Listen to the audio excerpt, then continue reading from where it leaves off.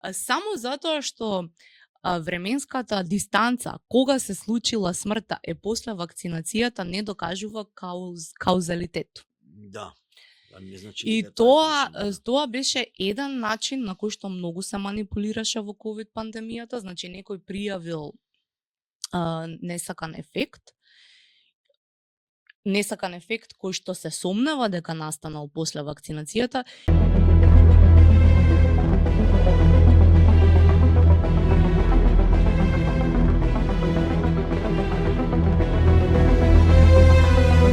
Добре дојдовте. Ова е контекст.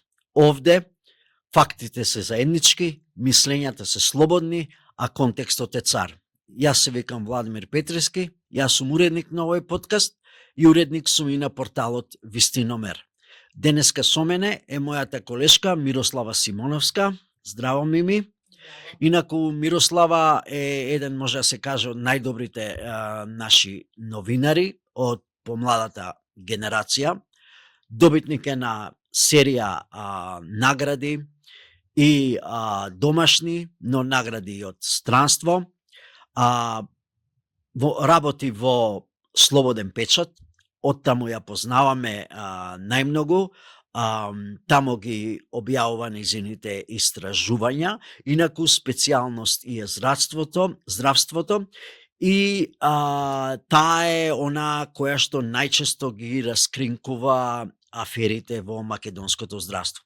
Исто така, Мими е наш соработник во Вистиномер. Со Вистиномер соработува веќе 13 години и работи како проверувач на факти, при што најчесто проверуваме факти во содржини од социјалните мрежи. Здраво, Мими.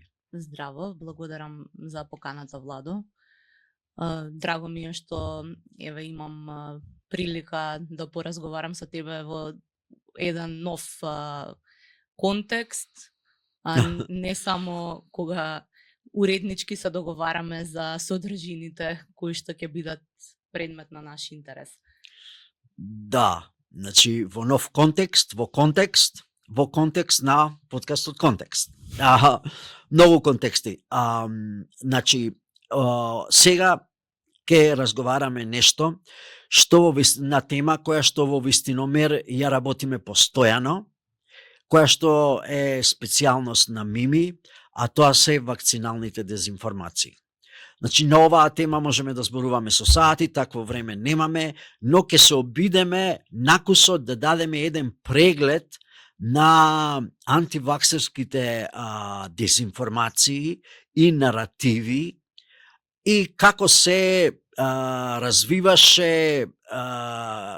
развиваат тие антиваксерски наративи. Значи, кога првпат сме ги забележале, кога стана подоминантни на социјалните мрежи, како нивната појава на социјалните мрежи споредено со медиумите, експлозијата на антиваксерските наративи за време на ковид и потоа кои промени настанаа во антиваксерските дезинформации, антиваксерските наративи по завршувањето на пандемијата, значи во што се претворија и во која насока тргна, односно како антиваксерските дезинформации дезинформираат сега, за разлика од пред 5 години за време на ковид пандемијата.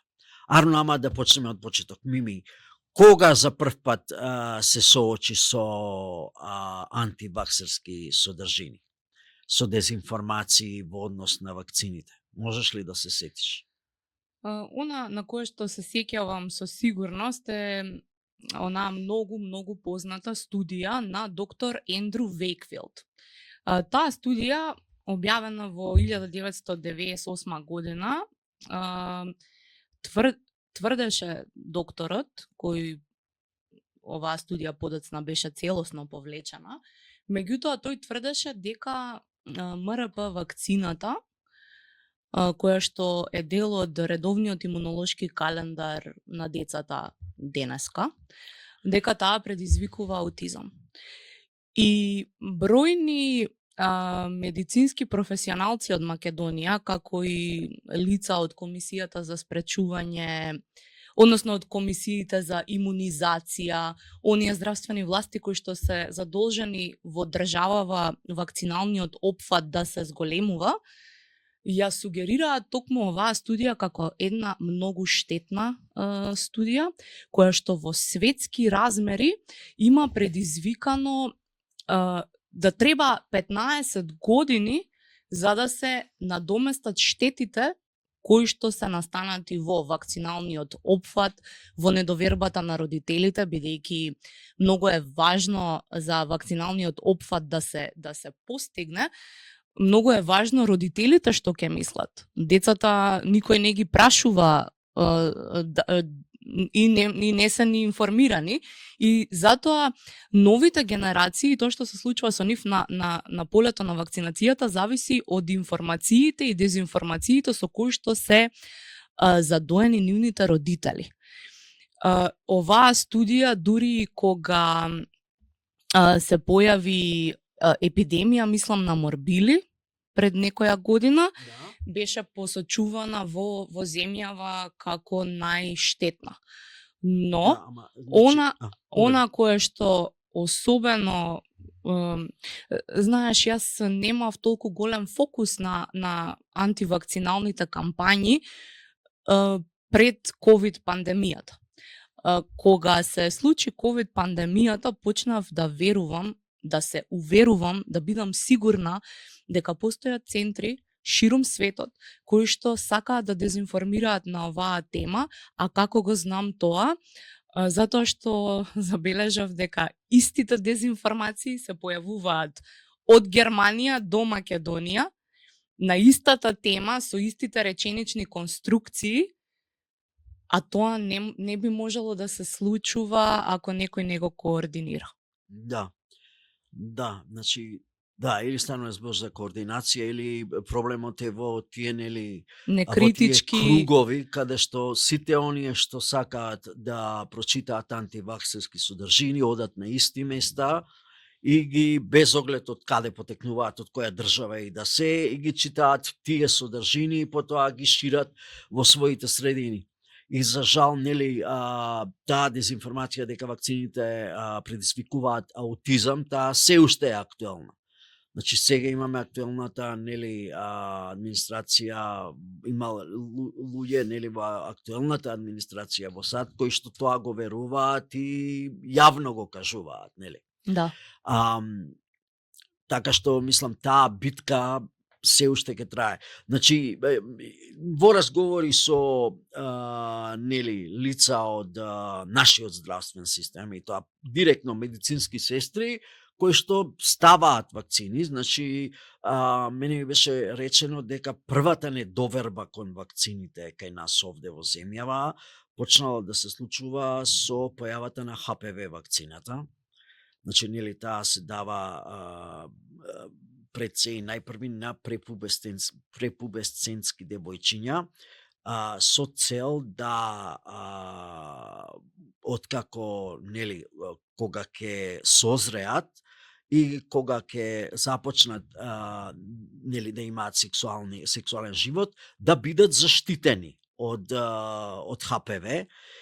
А и тука се настана тоа недоразбирање, тука родители помислиле дека, значи, нели, нивните ќерки се премногу млади за спомнување на било каков сексуален живот, и дури станало збори за навреденост, демек, нашите девојчиња немаат сексуален живот, је се многу млади, се разбира, тоа никој не го тврди, овде се зборуваме за нешто што треба да се случи со години во иднината. И тука настанале првите забони, демек нас тоа не ни треба, што ќе ни го тоа, и така натаму, и така натаму. И ете, тогаш, при тие први неколку години, тој, нели, неточен наратив се проширил и почнале да се појавуваат и отпори на социјалните мрежи.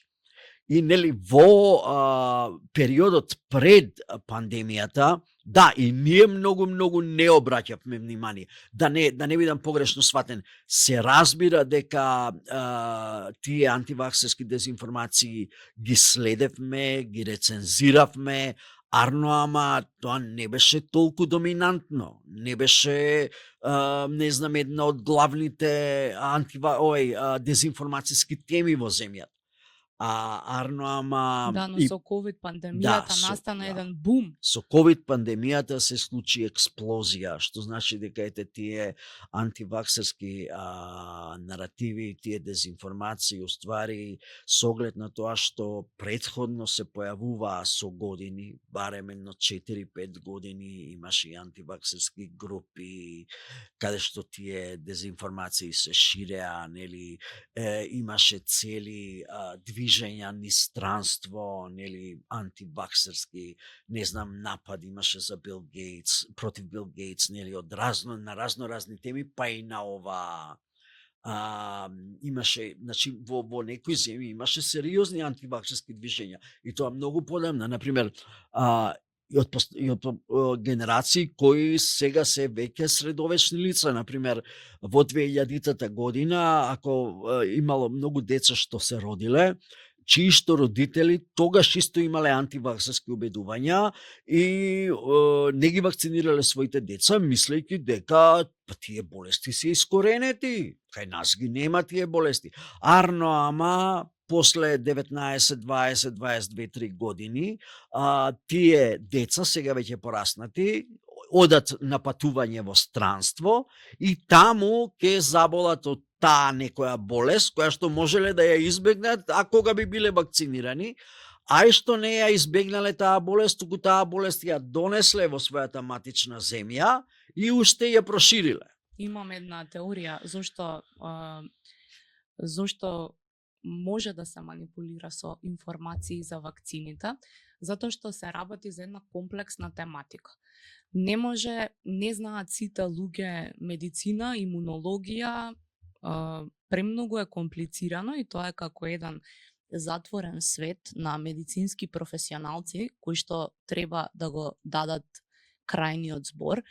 Недоволно луѓето знаат за процесот на тестирање на вакцините, за сите филтри кои што тие ги поминуваат пред да стигнат до употреба, до тоа да бидат администрирани кај пациенти, односно за превенција.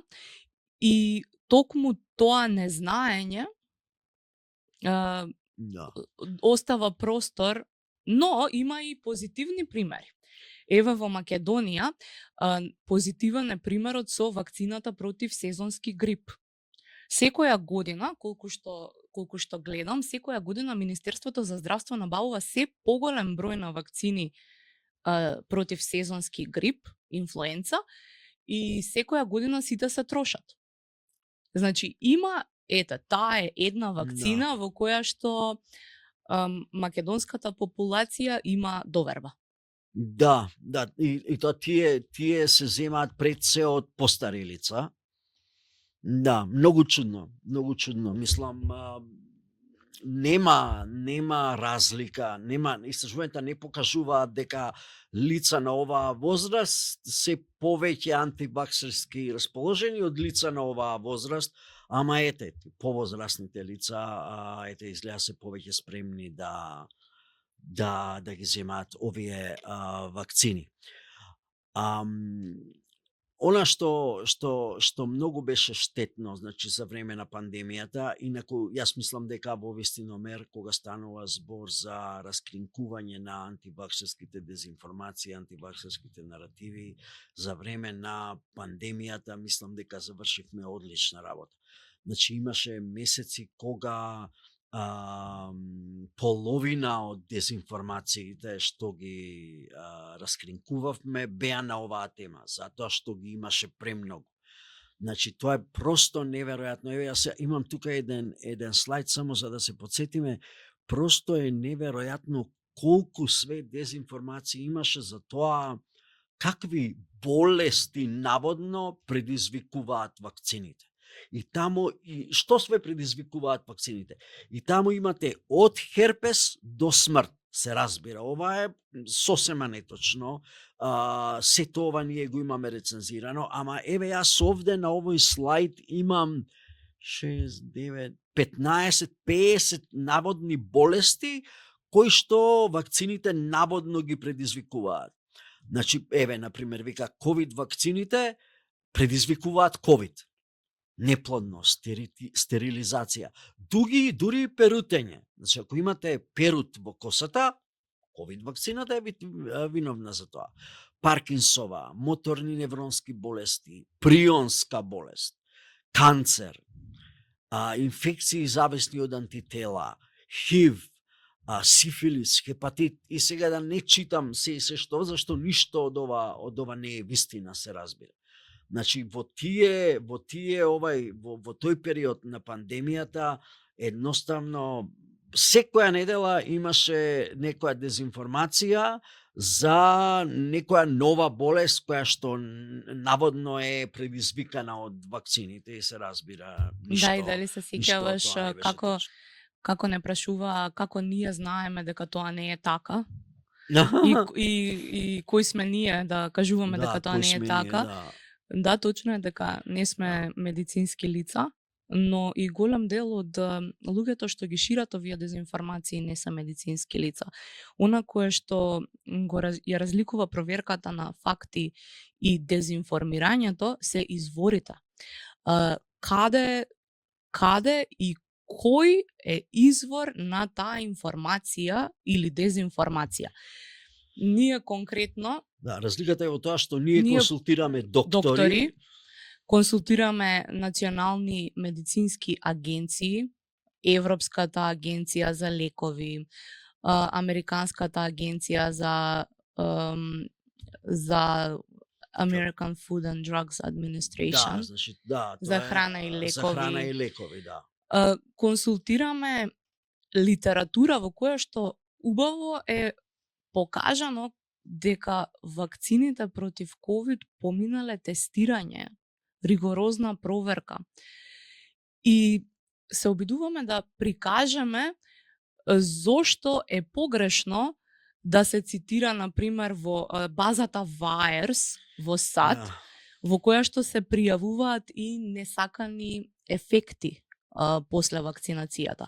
Што секој може да пријави. Важно е дека таму пријавата на тие несакани ефекти не значи дека вакцината навистина ги предизвикала, бидејќи тоа кое што се пријавува е сомнеш кој подоцна е испитуван. Се зема целосната медицинска документација на конкретниот пациент, неговите коморбидитети, историјата на болести, како настанала смртта, секој случај се индивидуално се испитува. И тоа го прават специјални комисии. Само затоа што временската дистанца, кога се случила смртта, е после вакцинацијата, не докажува каузалитет. Да. Не значи и тоа беше еден начин на кој што многу се манипулираше во ковид пандемијата, значи некој пријавил несакан ефект кој што се сомнева дека настанал после вакцинацијата, и тоа веднаш без да се почека проверката беше доведувано како каузалност. Еве, вакцината го предизвикала. Здраво за готово. Да, таа база, значи, тоа е еден од начините како транспарентноста. Исто се манипулираше многу со клинички студии. Клиничките студии се многу комплицирани и потребно е лекар или професор на медицинскиот факултет да ги толкува за да ви објасни што сакал авторот да каже. Се манипулираше со клинички студии со мал број на испитани случаи во нив. Со 7 души само. Да. И мал број од луѓето кои што се на социјалните мрежи имаат време да одат тоа сега да го проверуваат, клинички студии, таму има параметри кои што се медицински комплицирани за разбирање. Да. Што ви треба 4 години, не знам, органска хемија и биологија за да разберете што се кажува таму, да. И јас често консултирам имунолози, лекари, гледам дали таа клиничка студија била повлечена, дали била peer reviewed или прегледана од заедницата, Рецензирана, да. рецензирана. Го гледам примерокот. Значи, Што е употребен. примерокот што е употребен. Не е исто да се земе клиничка студија која што е кохорт студија од 700-800 илјади луѓе да учествувале во неа и клиничка студија кај што имало 7-8 луѓе, а подоцна била и повлечена. Да. Да, таа база VAERS ни предизвика многу проблеми. Значи, тоа е еден од примерите, забележуваме, кога транспарентноста се злоупотребува. Значи, властите сакаат да бидат транспарентни, секој оној што мисли дека нашол некоја штетна последица да може да ја пријави, и потоа тоа да се злоупотреби. Мислам, таму не би ме зачудило и да има луѓе кои што пријавуваат лажни симптоми само за да се покаже дека вакцината е штетна. А тој наратив дека вакцините не се испитани, дека се експериментални, дека не се проверени, така натаму, тоа беше еден од главните аргументи на антиваксерите за време на пандемијата. И исто тоа беше овој наратив по кој што моравме постојано да се бориме. Добро, сега на крај ме интересира, значи, каков е, што гледаш ти во однос на антиваксерските дезинформациите во однос на вакцините после пандемијата. Значи, ние за жал имавме истражувања кои што не покажуваат охрабрувачки резултати. Еве, ќе ви кажам ќе ви покажам ќе ви прочитам уствари податоци од истражување што ние го имавме, што ние го работиме во Метаморфозис. Нели, фондацијата Метаморфозис е издавач на порталот Вистиномер и ние го нарачавме ова истражување. Тоа е правено од професионална агенција за истражување на јавното мислење. И сега тука еве, например, ова е правена во 2023 година. Ова прашање и вика: болестите за кои се вакцинира не се сериозни и може да се излечат и без вакцини. За може лесно да се надминат и без вакцини. И вика, значи, 20% од испитаниците целосно веруваат во ова, 8% до некаде веруваат. Значи, 28,5% од испитаниците сметаат дека болестите за кои што се добиваат вакцини не се сериозни и дека може да се прележат или да се победат и да се надминат многу лесно, едноставно и без вакцини. 18% велат ниту знам, ниту не знам. Така што гледаме дека ова е, значи, после пандемијата. Ова е веќе 2-3 години после пандемијата. Гледаме дека ставовите се уште има наши сограѓани кои што се уште не се на чисто во однос на вакцините. Така што ме интересира како се развиваше ова антиваксерско движење, овие вакцинални дезинформации после пандемијата. Па има конкретни физички лица и конкретни организации кои што мотивираат родители на предучилишни и училишни деца, особено училишни деца, правно да се борат против задолжителната вакцинација. Бидејќи за да се запише детето на училиште, му бараат вакцинален картон дека примил одредени вакцини, дека примило детето, и постојат групи во земјава кои што сакаат да охрабрат родители да го правно да се справуваат со ова. И има тужби во граѓанскиот суд, каде што ја тужат државата дека не сакаат да ги вакцинираат децата и не смее да им се забрани да посетуваат училиште. И јас тие тужби тие пресуди што ги имам разгледано се да, секој има право на informed consent, значи информирано согласување. информирана согласност, меѓутоа државата, правото на јавно здравје е повисоко право од тоа. Да. Таква е досега праксата ја што сум ја гледала во архивата на судот. Судовите, да. Инаку, сега, не знам дали е тоа моја перцепција, ама ваква е, дека оние кои што шире антивакцинални дезинформации, тие сега се префрлија на проруски наративи и ја користат пандемијата која што заврши за да дезинформираат дека таа не постоеше никогаш. Дека пандемијата не постоеше, сето тоа било направено за граѓаните да бидат изманипулирани и да бидат вакцинирани присилно. Сите негативни ефекти од пандемијата кои што беа економски, политички, здравствени, социјални, сите тие ги злоупотребуваат за да кажат дека тоа било во полза на некоја глобална скриена сатанистичка елита. Теории на заговор. Теории на заговор. И воопшто не признава дека пандемијата заврши како колективен напор на имунитетот што беше природен, со прележување, но и имунитетот кој што беше од вакцинирање.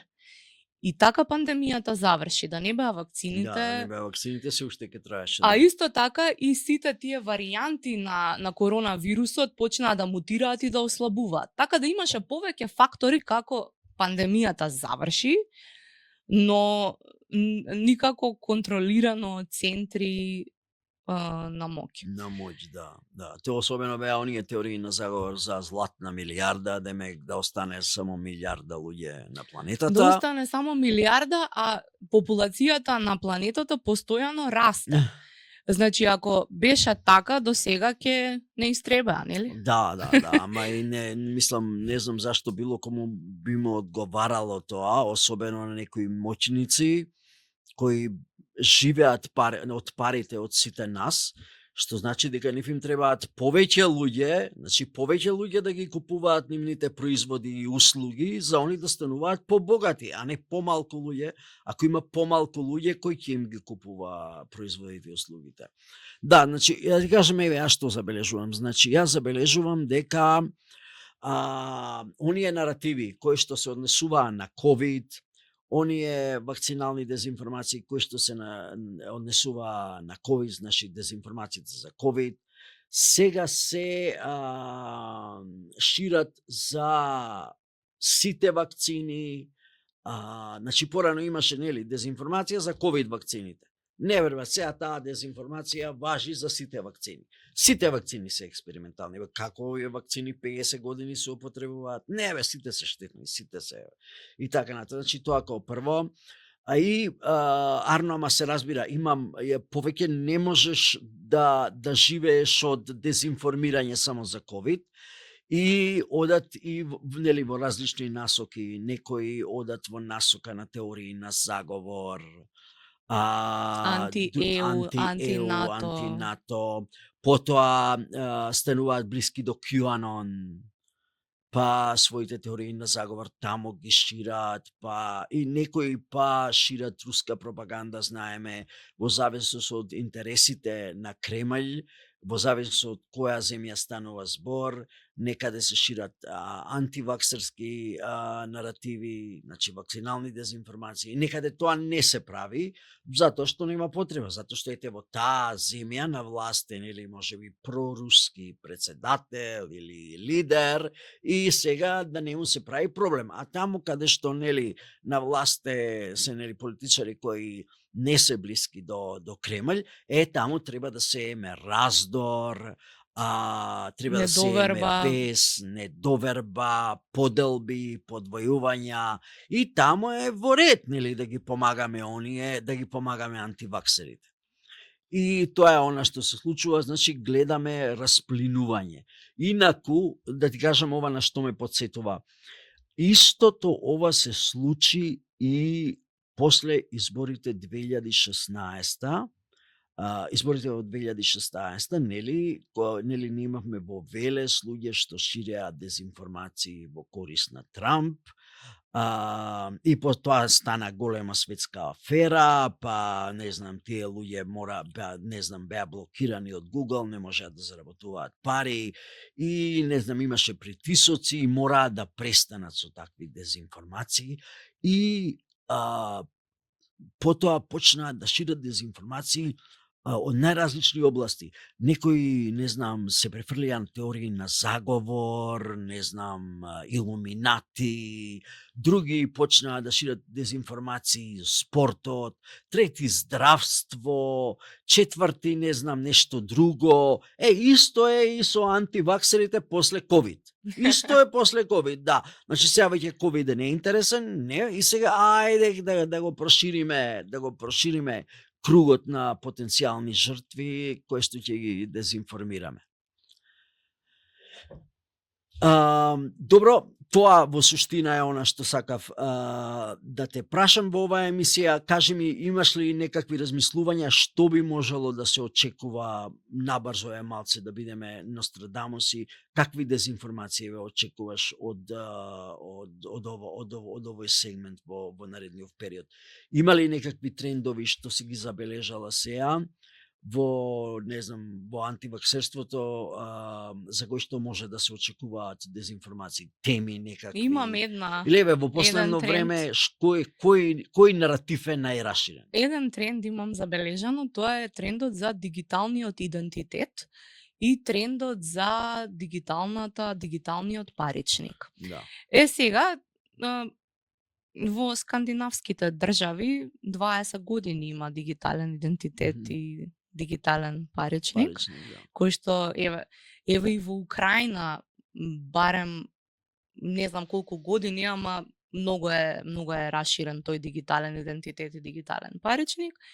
И забележувам поврзување на овој дигитален идентитет и дигитален паричник, дека сеќе можеме да имаме од дигиталните услуги на нашите мобилни телефони, наместо да чекаме пред управа за водење матични книги 3 дена и да бараме врски. Наместо тоа, ќе можеме со еден клик да добиеме некои услуги. Па сега јас забележувам тој тренд, таа дезинформацијска кампања, дека кој нема да има ваков дигитален, дека овој дигитален паричник и идентитет е направен за да ние бидеме контролирани со вакцини. Да мора да се вакцинираме. Да мора да се вакцинираме, да не може еден ден да не може да пристапиме кон нашите парични средства во нашите сметки банкарски, дека ќе мора да исполнуваме услови, дури дека нема да можеме да пристапиме ниту кон купување храна. Тоа нешто како кинескиот кредитен систем. Да, тоа е сега, тоа е хитот што следи. Тоа е хитот, да, значи тие дигитални услуги. Ама има еден дел за вакцините, затоа што викаат вака беше и со ковид сертификатите за вакцинација, кога не можевте да патувате надвор од Македонија или не знам да користите авиосообраќај. Да, имаме такви дезинформации и ги рецензираме и сигурен сум дека ќе ги рецензираме во иднина. Да, ние ќе следиме се што се случува на овој план, се разбира. И јас мислам тука некаде дека околу овие дигитални технологии пред се AI, некако, не знам, вештачката интелигенција ќе биде споена со вакцините и тука ќе се шират дезинформации, не знам, ќе не тера да се вакцинираме, ќе не убедува, ќе има такви дезинформации. Исто така мислам дека ќе има и понатаму ќе продолжи да работи на оваа тема. Во секој случај, Мими, фала. Фала и на тебе што ме викна. Фала што одговори на поканата. Ние ќе продолжиме да работиме. Ви благодариме и на вас што не гледавте. Се гледаме следниот пат.